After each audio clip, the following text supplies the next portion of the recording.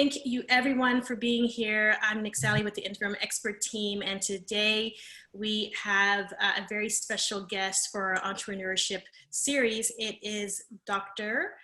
Ivan Misner, and I'm just going to read his bio, which is so impressive. He's the founder and chief visionary officer of BNI, the world's largest business networking organization. Founded in 1985, the organization now has over 9,700 chapters throughout every populated continent of the world. Last year alone, BNI generated almost 12.3 million referrals, resulting in $16.7 billion worth of business for its members. Wow.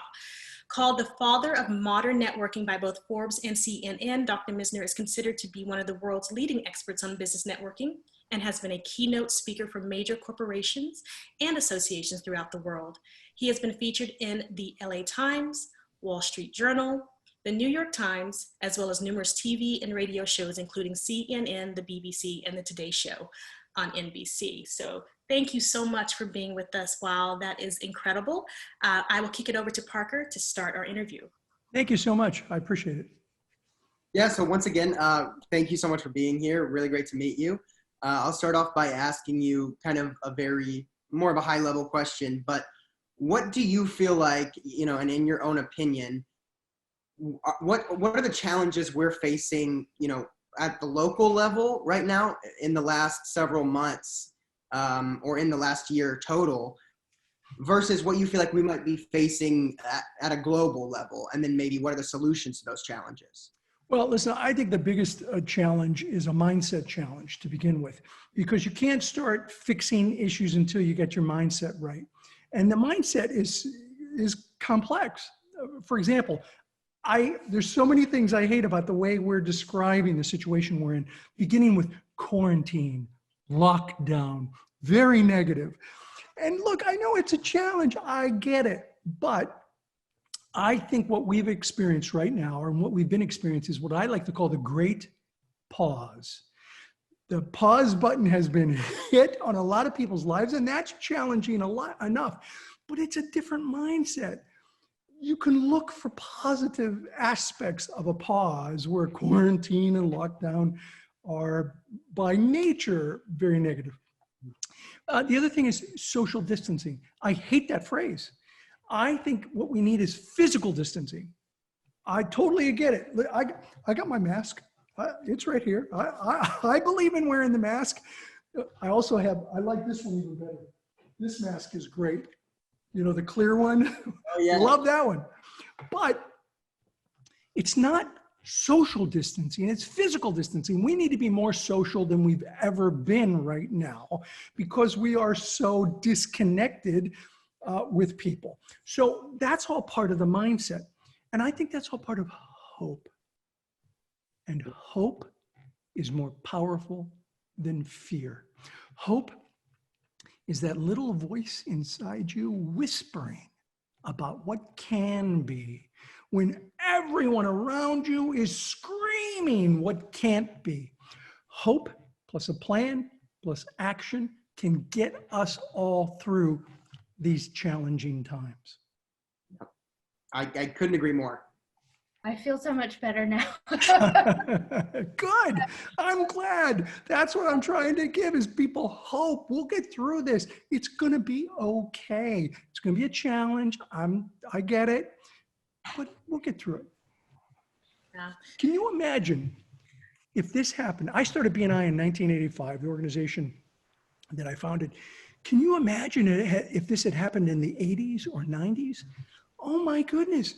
This technology, look at this technology, what we can do today versus what we could have done 30 years ago, we would have really, really been in trouble. So, even with networking, we can connect with people visually through platforms like this, where we couldn't have done it 30 years ago. So, got to look for the bright side of difficult situations. Absolutely.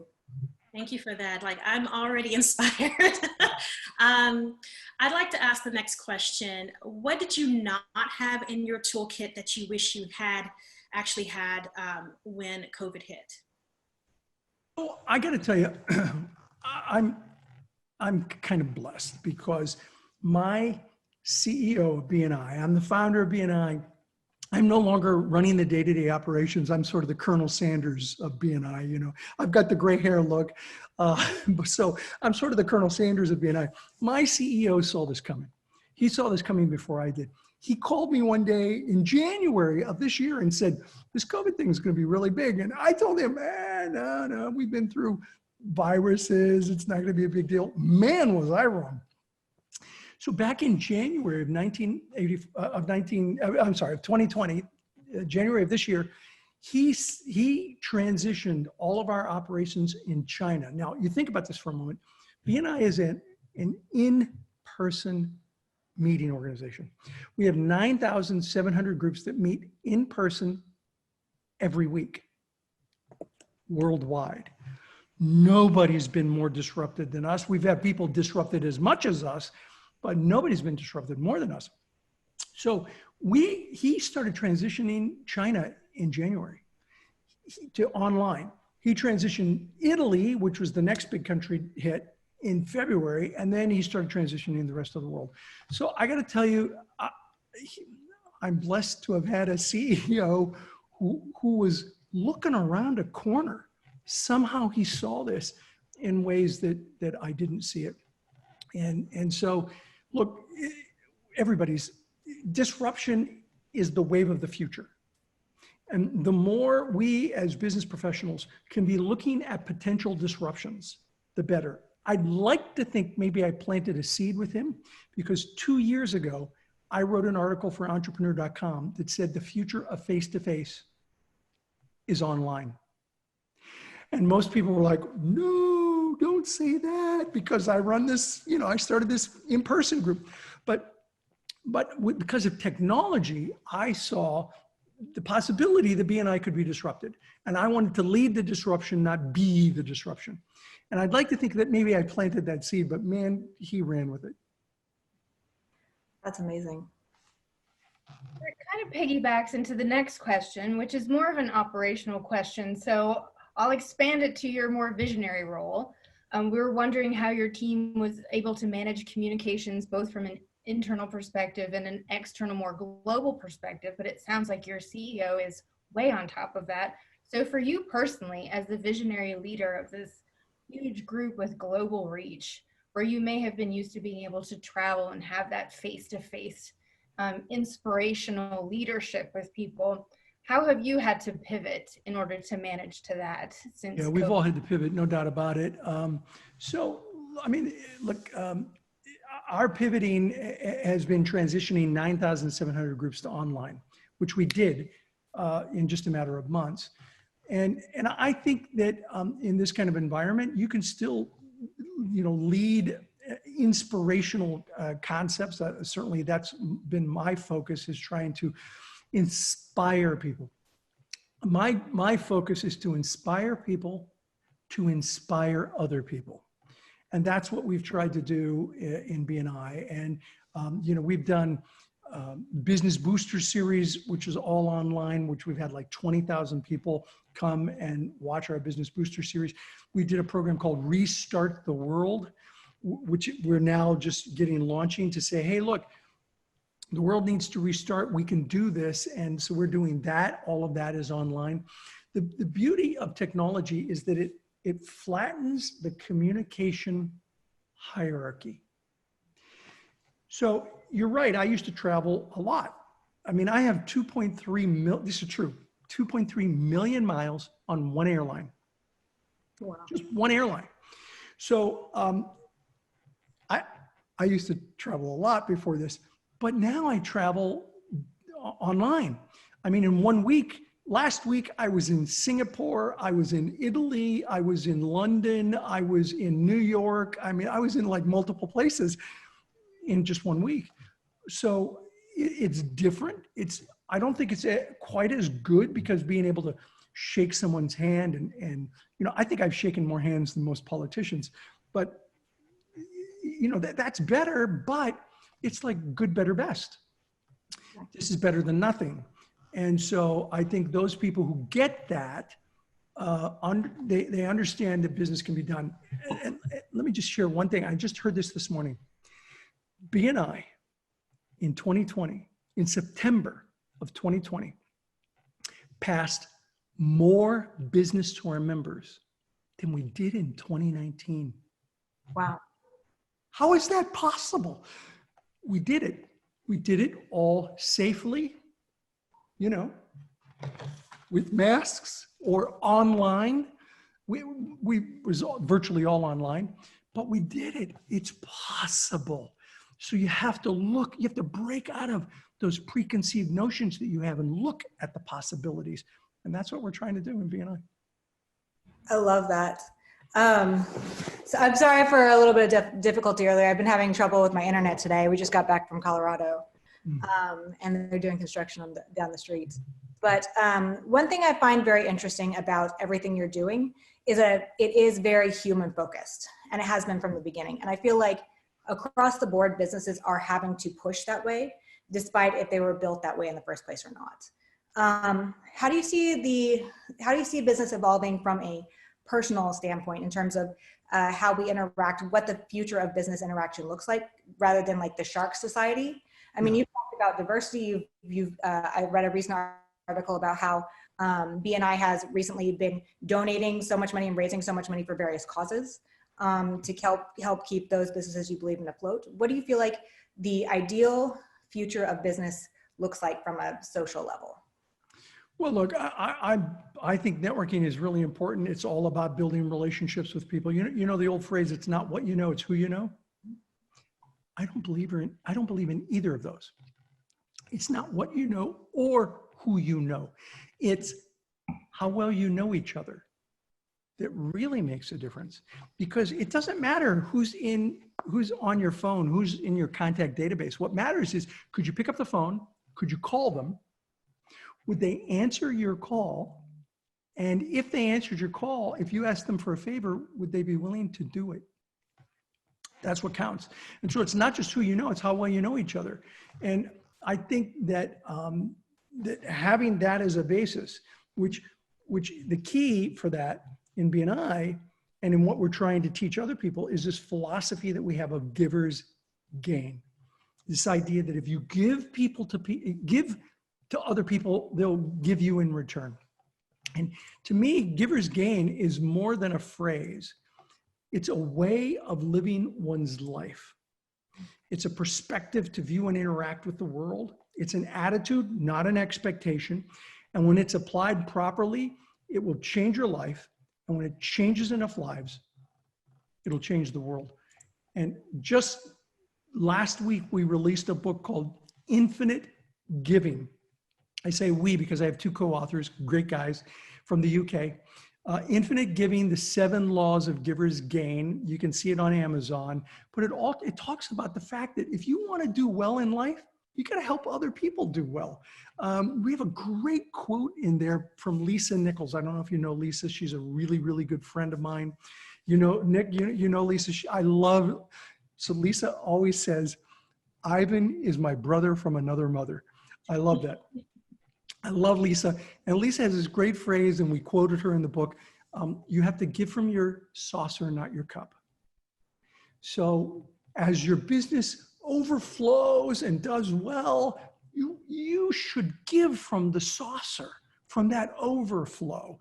And that's what BNI does, is we give from the overflow through our foundation, which my wife and I started back in 1998, through our individual chapters. You got to give from that. So check out, if you have a chance, check out the book, Infinite Giving. It's a quick read. By the way, just for the heck of it, we just hit number 3 on the bestsellers list in one of the categories in Amazon. So check it out, Infinite Giving. That's amazing. Amazing. Congratulations on the book. Yeah, good. Well, I'll be real happy when it hits number 1 in that category. I'm sure it will. So do you feel like authenticity and integrity are a core value that all companies should really hold on to at this point? Well, yeah, certainly integrity, without a doubt. You know, I think that, you know, being honest and direct is really the most important thing that you can do in business. but authenticity is really important with networking, because when people really feel like they know you, they feel like they're connected to you, then it's much easier to feel comfortable in doing business with that person. So those are two things that are absolutely critical in building a powerful personal network. Yes. Couldn't agree more. Nick, Parker? Yeah, does anyone else have any other questions before we go ahead and wrap up? I've got one that's on my mind for now. Sure. Just Anything. I'm happy to answer anything you got. well, I know that BNI is coming up on its 36th anniversary, so we're almost the same age. Oh, I doubt that. You look way younger than I do. Looking back over all the work that you've done and the success of BNI for those past 36 years and kind of synthesizing your successes, the challenges, and all that kind of stuff, what do you expect for the next 30 some odd years for BNI? What are you seeing with everything that's going on? So first of all, I got to say I'm humbled by what BNI has become. You know, I'd like to tell you I had this vision of an international organization with thousands of chapters around the world. But when I started BNI, I was looking to help my friends and to help my consulting business. And I believed in that philosophy of giver's gain from the beginning, but I didn't see that we would have, you know, almost 10,000 chapters at that point. So I'm really humbled by what I've seen. I think in the next 30 plus years, we are going to see millions of people involved in programs like this, because our vision statement is changing the way the world does business. And for me, that's inextricably tied to this principal core value of giver's gain. The giver's gain is a way of living one's life. And it's one of the things that is absolutely inculcated into the DNA of BNI. I had a keynote speaker come to a convention a few years back, and he said to me, so tell me a little bit about, you know, what I should know when I go out on stage. And I talked to him about giver's gain, and I said, you know, everybody in our organization understands that phrase. And he looked at me and he said, oh, Ivan, you know that the founder of an organization always believes that the organization thinks something that isn't true. And I said, no, really, seriously, I'm pretty confident that they'll recognize that phrase and respond to it. He's like, all right, okay. And he said, I said to him, go out and just ask everybody. And there was like 600 people in the audience, most of them members. Just ask, what is the philosophy of this organization? And see what they say. And he said, okay. And he went out there and he said, just out of curiosity, about 10 minutes into his talk, what's the philosophy of BNI in a couple of words? And the entire audience went, giver's gain. He was blown away. He said, I have worked with companies for decades, and I have never, ever seen a company where the majority of the people, the members in particular, understood the principal core value. He said, do you know how special that is? Well, I do. And that's what I think is magical about what we can do in the future, is we can change the way the world is doing business by being inclusive, by being open to helping other people, in all areas, in all countries. I mean, that's my goal. And that's what I would love to see in my lifetime, is to continue to do these kinds of things all around the world. Absolutely.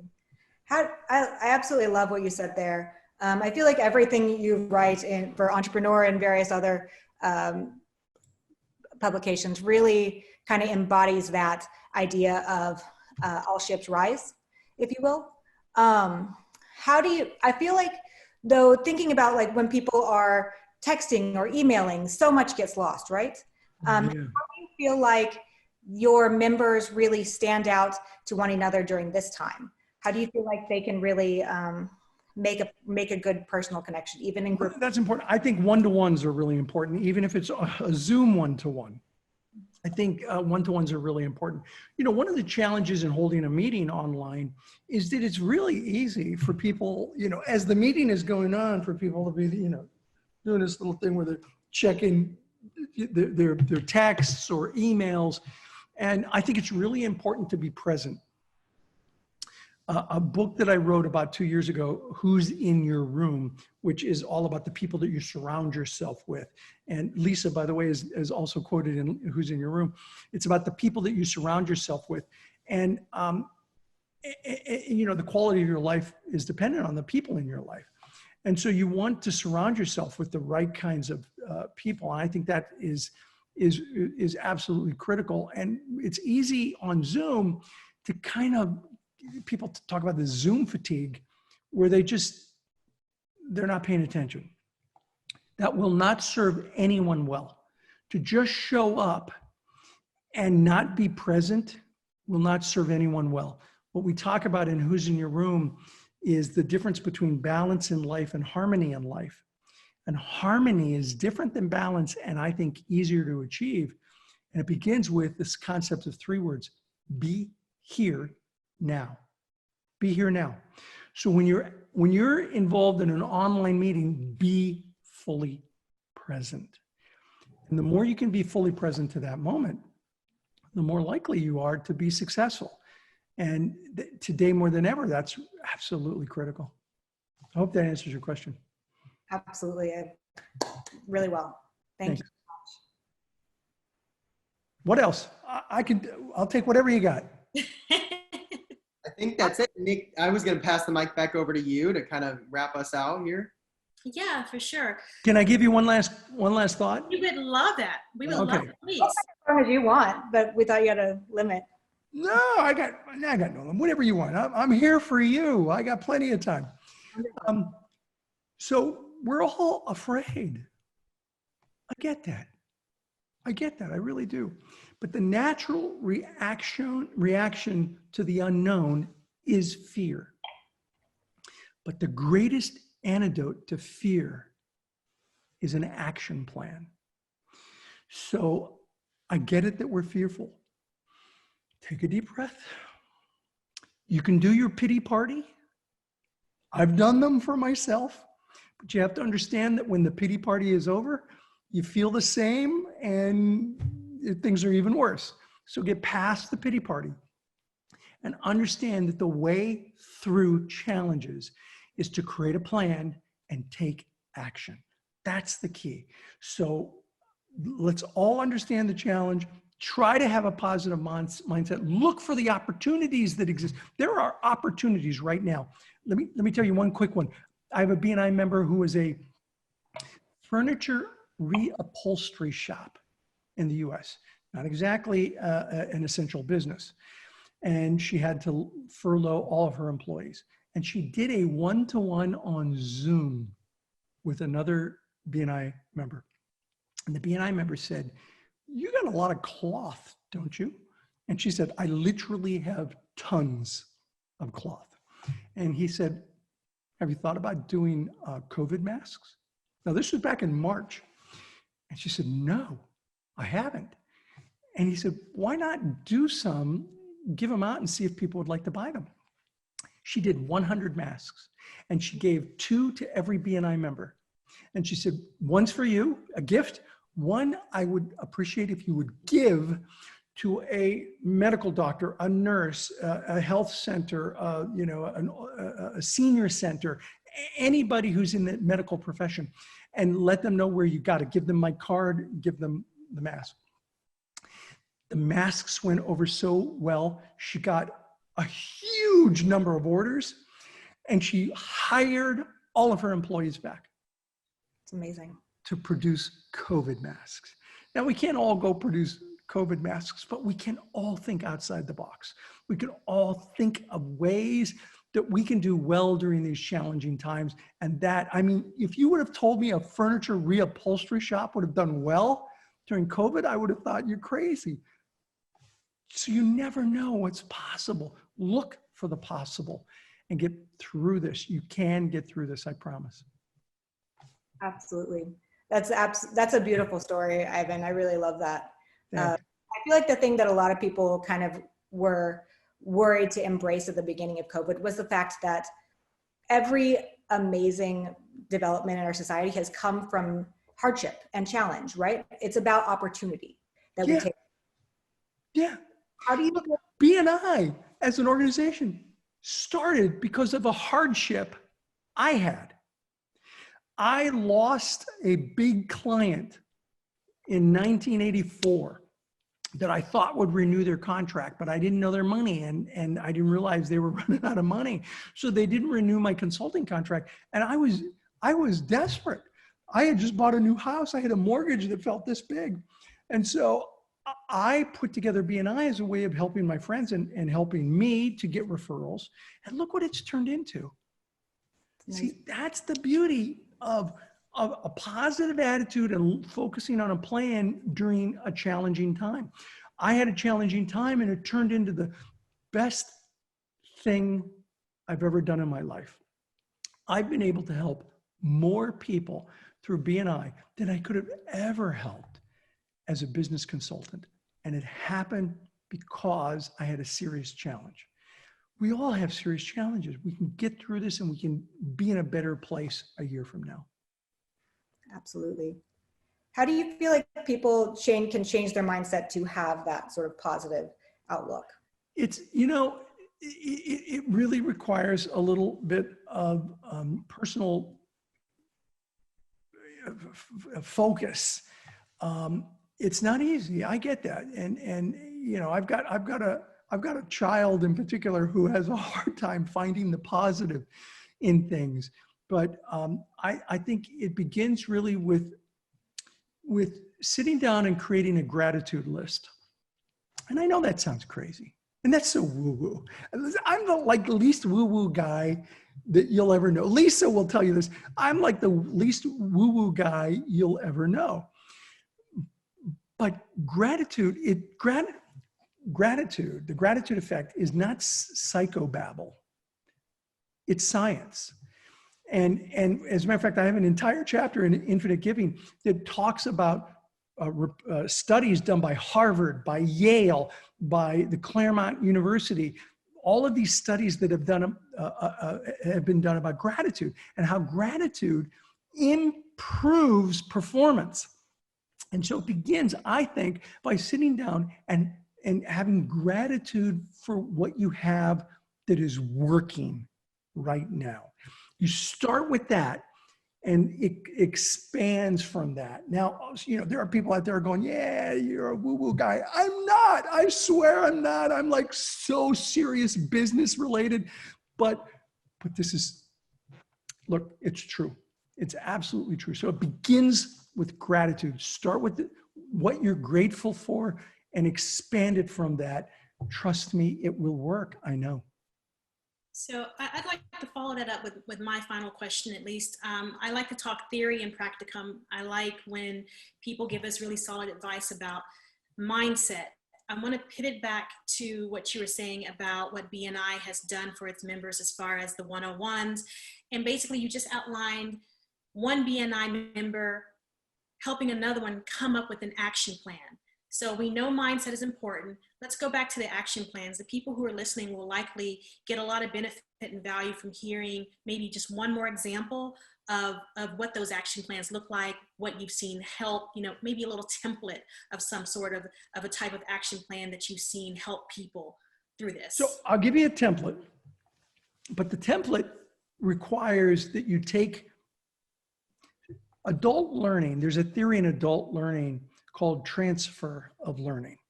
And transfer of learning is, basically imagine a briefcase full of information.